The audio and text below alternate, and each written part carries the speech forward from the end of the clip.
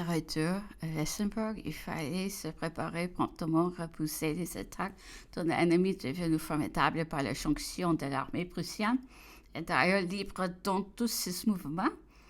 Mais le commissaire de la Convention vouluront avant tout supprimer les distinctions qui existaient encore entre les troupes des lignes et des bataillons des volontaires nationaux.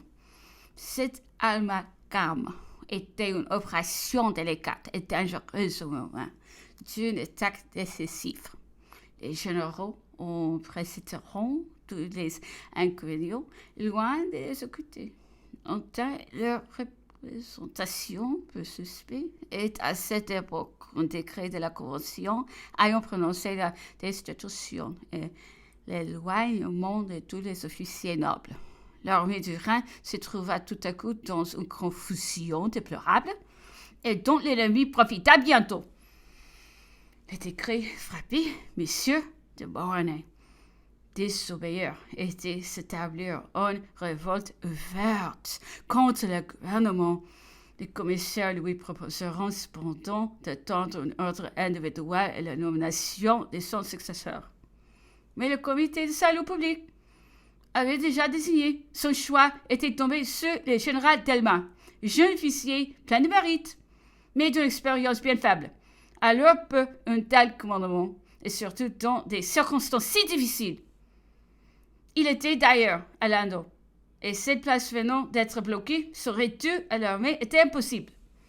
Le général Beauharnais était désespéré de quitter l'armée. Son âme élevée ne pouvait envisager son désespoir, son éloignement du théâtre de la gloire et des combats auxquels la patrie appelait tous les Français. Son retour dans l'intérieur était d'ailleurs environné de dangers. Il s'était prononcé constamment pour un gouvernement représentatif. Et quoi qu'il sentit qu'il fallait soutenir cette république née au milieu des tempêtes. Le système et les excès de Jacobin nous y faisions horreur.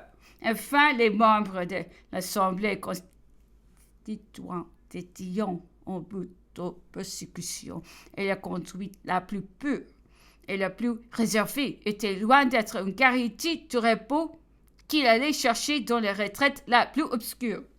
Je me trouvais dans son cabinet au moment où il exhalait ses plaintes et ses regrets dans le sein d'une amie fidèle, Lowry, qui avait été son secrétaire et qui était alors un de ses officiers d'état-major. Cet officier lui donnait le conseil d'attaquer l'ennemi, de livrer bataille, de se faire tuer enfin plutôt que de se livrer à tous les outrages de ses ennemis de l'intérieur.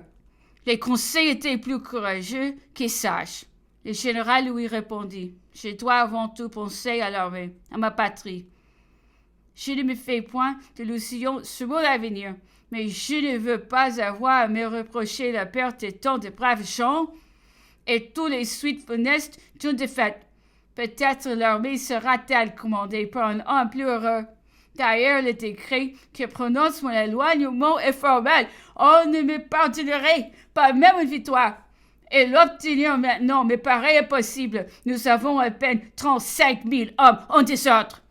L'ennemi va nous en opposer 80 000. Ma mort ne remédierait à rien. Il faut partir. » Le lendemain, il quitta le commandement et il s'éloigna de l'armée. Cette armée se trouva donc son général en chef devant un ennemi formidable. Et l'on regarda se pleurer tranquillement. On fit peu d'attention à tout ce désordre. 40 000 paysans levés en masse nous arrivions, sans armes, sans uniforme, remplis de bonne volonté, sans doute, mais sans expérience, et n'ayant jamais vu l'ennemi. Le choix du général en chef était embarrassant.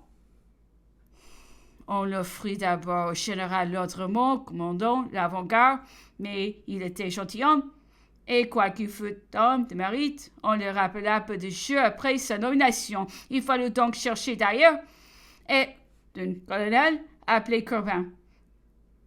ne craignit pas de se charger de ce fardeau. De jeu après sa nomination, les commissaires de la Convention peut le mettre plus à son aise, destitueront et éloigneront brusquement de l'armée 13 généraux, les chefs d'état-major, le commandement de l'avant-garde, des généraux de division, personne ne fut épargné. Cette folle mesure fut prise le 12 octobre 1793 et le 13. À 4 heures du matin, l'ennemi nous attaqua sur toute la ligne, nous enfonça, nous culbota. À 8 heures, nous avions perdu les lignes et nous étions en retraite sur prompte, dans le plus grand désordre. Heureusement, nos 40 000 paysans éloigneront assez vite pour ne pas embarrasser longtemps notre retraite. Ils avaient leur foyer et leur famille à défendre. À la seconde journée, nous n'en vîmes plus un seul. Ils ne sont pas loin de nous depuis des très braves soldats. Quand on les a rappelés, mais au moins, on les mit en état de combattre avant de les présenter à l'ennemi.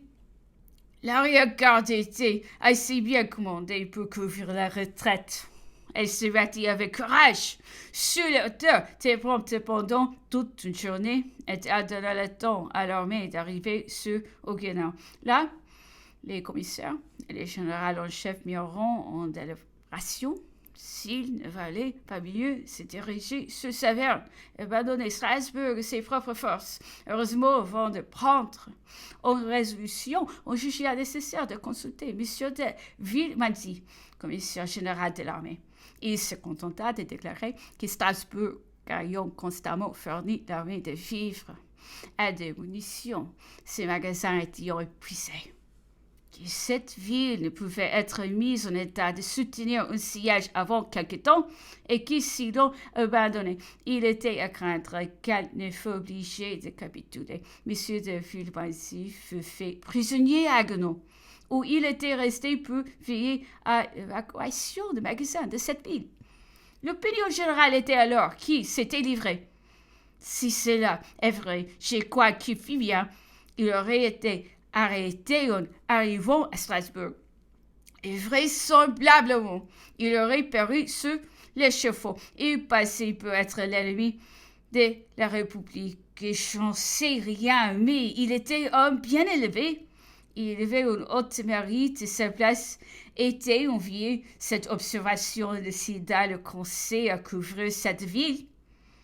Le quartier général allait s'établir à Schiltigheim, village situé à un lieu de la ville. L'armée fut étendue sur une ligne de plus de 10 lieues, depuis la rive du Rhin jusqu'en avant de Saverne. Étant des ordres du gouvernement, les commandements en chef furent confiés au général Michaud.